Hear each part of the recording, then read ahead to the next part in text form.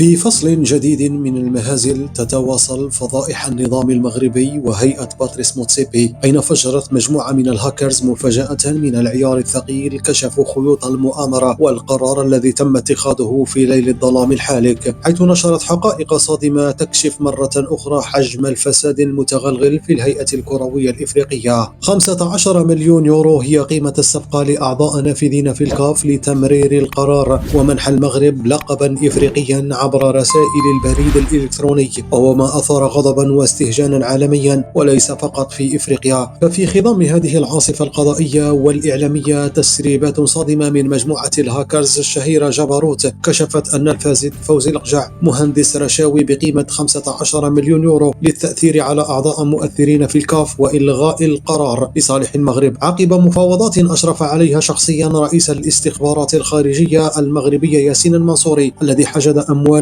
طائلة خاصة لإتمام هذه الصفقة. كما تعهد الهاكر جبروت بنشر تسجيلات صوتية ووثائق دامغة لفضح عصابة الكاف المتورطة في هذه الجريمة العالمية. من جهتها وجهت المحكمة الدولية للتحكيم الرياضي ضربة قوية للكاف ولفوزي الأقجع بعد قبول الطعن الذي تقدمت به السنغال، معيدة العياش إلى منازلهم بعدما خرجوا للاحتفال بلقب منح عبر وسائل التواصل الاجتماعي. هذا ومن المنتظر أن يتم تسليط عقوبات قاسية على المجرم فوزي الأقجع والنظام المغربي ككل، كتجميد عضويته داخل الكاف، وربما قد تصل إلى منع المنتخب المغربي من المشاركة في المحافل الرياضية والدولية والقارية على خلفية الفضيحة التي وقعت داخل أروقة الكاف لصالح المغرب.